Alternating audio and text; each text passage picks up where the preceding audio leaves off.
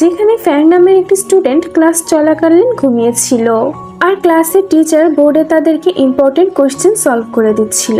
টিচারের নজর যখন ফ্যাংয়ের উপরে যায় তখন সে তাকে বকা দিয়ে উঠে দাঁড়াতে বলে। ফ্যাং তো এখনো ঘুমের ঘোরের মধ্যেই ছিল, যার কারণে সে তার ডেস্কমেট চিকে জিজ্ঞাসা করে যে স্যার কি বললো আমাকে। চিতো তখন তাকে মিথ্যা বলে যে টিচার তোমাকে ব্ল্যাকবোর্ডে পরিষ্কার করে দেওয়ার জন্য বলেছে। ফ্যাং তো অনেক খুশি খুশি গিয়ে টিচারের সমস্ত লেখাগুলো বোর্ড থেকে মুছে ফেলে। আর এটি দেখে তো টিচার ভীষণ রেগে যায়, কারণ সে এতক্ষণ ধরে যা পড়াচ্ছিল ফ্যাং এসে তা এক নিমিষে মুছে ফেলেছে। আর এগুলো দেখে তো চি নিজের মুখ লিগিয়ে শুধু মুচকি মুচকি হাসতে থাকে। টিচার ক্লাস শেষ করে চলে যাওয়ার সাথে সাথেই তো চি ফ্যাং এর হাত থেকে বাঁচার জন্য তাড়াতাড়ি ক্লাস থেকে পালাতে যায়, কিন্তু ফ্যাং তাকে ধরে ফেলে নিজের সাথে পাঞ্জা লড়াই করার চ্যালেঞ্জ দেয়। চি তো তখন তাকে অনেক কনফিডেন্সের সাথে হ্যাঁ বলে দেয়, তবে সেই চ্যালেঞ্জে হেরে যায়। আর এই চ্যালেঞ্জে হেরে যাওয়ার কারণে ফ্যাং এর বলা একটি শর্ত চিকে মানতে হয়। আর এই শর্ত এটা ছিল যে পরের দিন ক্লাসে চিকে ফ্যাং এর দেওয়া একটি লেগিংস পরে আসতে হবে। চি তো কোনোভাবে এই শর্ত থেকে ঘুরে আসতে পারছিল না, যার কারণে পরের দিন সে স্কুলে অনেক লজ্জিত ভাবে এই লেগিংসটি পরে চলে যায়। ক্লাসে সবাই যখন চিকে এরকম অবস্থায় দেখে তখন তারা তো চির উপরে অনেক হাসতে থাকে। আর টিচার যখন এসে দেখে যে চি স্কুলে এরকম ধরনের লেগিংস পরে এসেছে তখন সে চিকে পানিশমেন্ট হিসাবে বাইরে দাঁড় করিয়ে রাখে। এতে করে ফ্যাং এর বদলা পূরণ হয়ে যায়। পরের দিন আমরা চিকে তার বাসাতে দেখতে পাই। এখান থেকে আমরা এই ব্যাপারটা জানতে পারি যে চি এই শহরে তার বাবা এবং ভাইয়ের সাথে থাকে, আর তার মা অন্য একটি শহরে কাজ করত, যার কারণে তার মা খুব কম সময় বাসাতে আসতে পারত। চি বাসায় এসে ফ্যাং এর দেওয়া লেগিংসটিকে বারবার দেখতে থাকে। তখনই সে তার মায়ের বাসাতে আসার শব্দ শুনতে পায়। এটি শোনার পরে তো চি তাড়াতাড়ি করে লেগিংস খুলে সোফার মধ্যে লুকিয়ে দেয়, আর তারপরে সে গিয়ে তার মাকে অনেক সুন্দর করে ওয়েলকাম জানায়। চি এর মা বাসায় আসার পরে তো সবার জন্য আগে খাবার রান্না করে, তারপরে সে পুরো বাসাটিকে পরিষ্কার করতে থাকে। আর সেই সময় সোফাতে লুকিয়ে রাখা সেই লেগিংসটিকে সে দেখতে পেয়ে যায়। যেহেতু চি এর মা বেশিরভাগ সময় তার হাজবেন্ডের থেকে দূরে থাকতো, যার কারণে এটি দেখার পরে তার পুরো সন্দেহ তার হাজবেন্ডের দিকে যায়। আর সে তো এটাই ভাবতে থাকে যে তার হাজবেন্ড তাকে লুকিয়ে অন্য একটি মহিলাকে হয়তো বাসাতে নিয়ে আসে। সেই সময় চি এর বাবাও বাসায় ফিরে আসে, আর এখানে চি এর বাবা এবং মায়ের মাঝে তো অনেক ঝগড়া বেঁধে যায়। চিও তাদের ঝগড়াকে কোনোভাবে থামাতে পারছিল না। চিয়ের মা তো রাগ করে আবারও তার শহরে ফিরে যায়। আর এসব ঘটনার জন্য চি নিজেকে দোষারোপ করে তো অনেক মন খারাপ করে থাকে, কিন্তু চিয়ের তো এখন করারও আর কিছুই ছিল না। পরের দিন স্কুল থেকে ফিরে আসার সময় চি তার ভাইয়ের মাধ্যমে এটা জানতে পারে যে তাদের সব থেকে আদরের ডগটি কোথাও একটা হারিয়ে গিয়েছে। চি তো তখন তার ডগটিকে সব জায়গায় খুঁজতে থাকে। ফার্স্টে যায় সে ফ্যাং এর থেকে সাহায্য চাইতে। দুঃখিত বন্ধুরা, ছোট একটি অ্যাড প্লে করতে হচ্ছে, তোমরা চাইলে এটিকে স্কিপ করে দিয়ে মেন ভিডিওতে চলে যেতে পারো। হ্যালো এভরিওয়ান, মোস্টপেটের সাথে আমার এক্সপিরিয়েন্স সত্যি অনেক মজার, যা আমাকে নগদ পুরস্কার জেতার সুযোগ করে দিয়েছে। একটি খেলা সবচেয়ে এক্সাইটিং তাহলে প্লিঙ্কো। খেলাটির পুরো ডিটেলস বলে আমি আপনাদের সারপ্রাইজ নষ্ট করতে চাচ্ছি না। ট্রাস্ট মি, এটি হবে আপনাদের জন্য নতুন একটি এক্সপিরিয়েন্স। আপনি যদি একজন গেম লাভার হন, মোস্টপেট দিচ্ছে এক্সাইটিং সব গেম অফার। মোস্টপেটে দিচ্ছে খেলায় খেলায় নগদ পুরস্কার জেতার সুযোগ। মোস্টপেটে রয়েছে বিকাশ, নগদ, রকেট উপায় এবং অন্যান্য অনলাইন ট্রানজাকশনের মাধ্যমে দ্রুত ও সহজে আপনার টাকা ডিপোজিট ও উইথড্র করার সুবিধা। সাথে থাকছে 24 ঘন্টা স্বাধীন কাস্টমার কেয়ার সাপোর্ট। এই প্ল্যাটফর্মটি দিচ্ছে লাইভ স্ট্রিম ম্যাচ দেখার সুযোগ।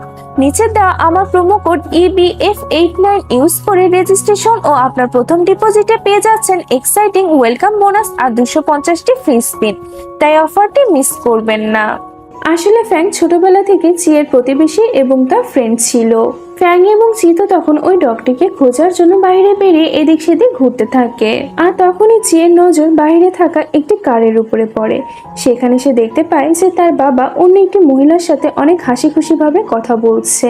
এটি দেখার পরে তো চিয়ের মন পুরোপুরি ভেঙে যায়। ফ্যাং তখন তার কাছে এসে তাকে আশ্বাস দেওয়ার চেষ্টা করতে থাকে।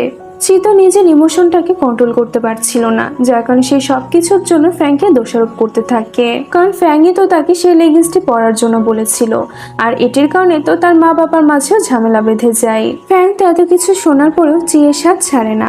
চি ফ্র্যাঙ্ককে ইগনোর করে তার ডগটিকে খুঁজে বের করে বাসায় চলে আসে।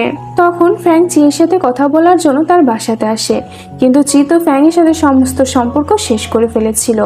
আর চি এখানে তার ভাইকে বলে যে সেও যেন ফ্র্যাঙ্কের সাথে আর কোনো কথা না বলে। চি তো তার বাবার সাথে টোটালি কথা বলা বন্ধ করে দেয়।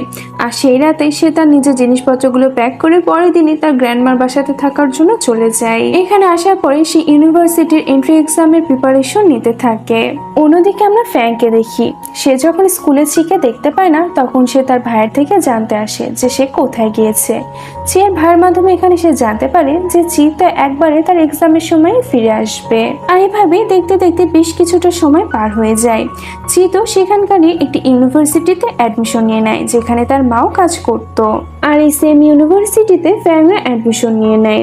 আমরা চিকে দেখি সে তো তার ভাইয়ের সমস্ত জমানো টাকাগুলো চুরি করে ইউনিভার্সিটির হোস্টেলে থাকার জন্য চলে আসে। আর এরকম ধরনের কাজ করার জন্য তো চি পরবর্তীতে তার ভাই থেকে ক্ষমাও চেয়ে নেয়। এরপরে আমরা দেখি যে চিয়ে তার রুমমেটদের সাথে অনেক ভালো ফ্রেন্ডশিপ হয়ে গিয়েছে।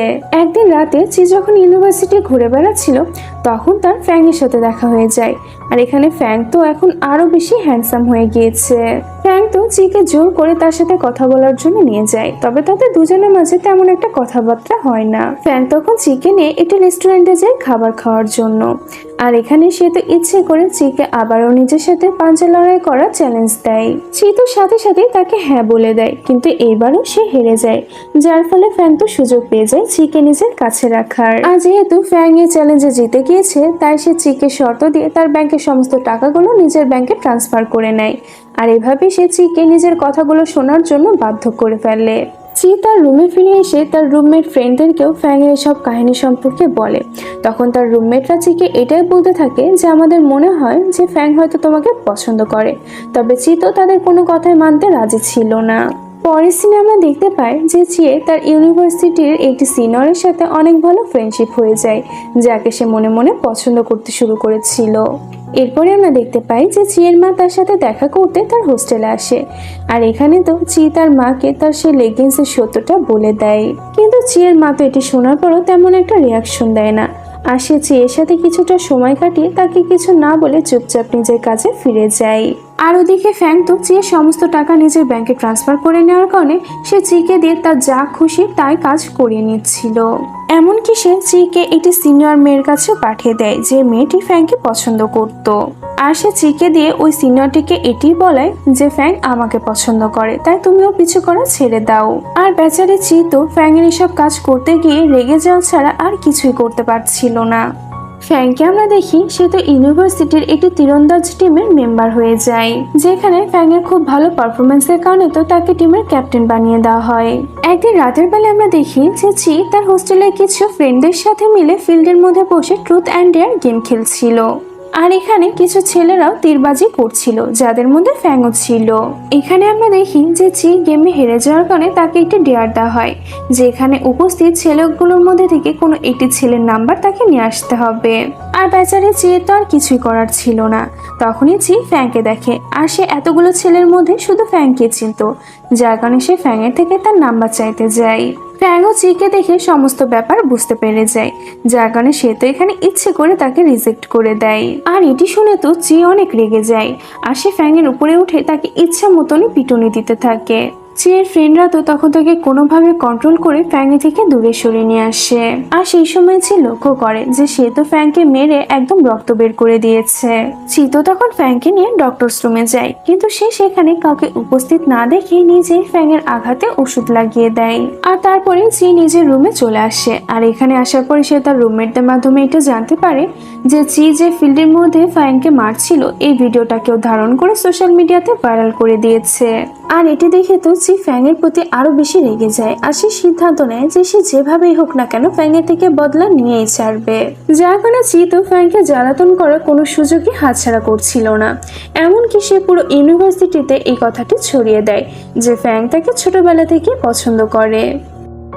আর এগুলো শোনার পরে তো ফ্র্যাঙ্ক সুযোগ বুঝে চিকে লাইব্রেরির মধ্যে একা ধরে ফেলে, আর সেই লাইব্রেরির এক কোণে চিকে এমন ভাবে আটক করে যার কারণে তো চি এখান থেকে বেরোতে পারছিল না। ফ্র্যাঙ্ক তখন চিকে বলে যাতে সে সবাইকে সত্যটা বলে দেয়, কিন্তু এখন যেহেতু এই নিউজটা পুরো ইউনিভার্সিটিতে ছড়িয়ে পড়েছিল, তাই এখন সত্যটা বলেও কোনো লাভ ছিল না। যার কারণে ফ্র্যাঙ্ক এই সব কিছুর বদলে চিকে নিজেদের টিমের অ্যাসিস্ট্যান্ট হিসেবে কাজ করার জন্য বলে, যাতে করে সে চিকে নিজের চাকরের মতন করে নাচাতে পারে। আর চিয়ের যেহেতু টাকার অনেক প্রয়োজন ছিল, আর এই কাজ করার বিনিময়ে সে টাকাও পাবে, যার কারণে সে ফ্র্যাঙ্কের কথাতে রাজি হয়ে যায়। আর তীরবাজের কোচেরও চিকে দেখে অনেক পছন্দ হয়, যার কারণে সে চিকে অ্যাসিস্ট্যান্ট হিসেবে নিয়ে নেয়। কোচ এখানে চিকে বলতে থাকে যে ফ্র্যাঙ্ক তো আমাদের টিমের ক্যাপ্টেন, তবে অনেক ছেলে পেলে আছে যারা ফ্র্যাঙ্ককে দেখে জেলাস ফিল করে, আর তারা তাকে একদমই পছন্দ করে না। এমনকি আমাদের ইউনিভার্সিটির এই টিমটা অনেক দিন ধরে তীরবাজি করে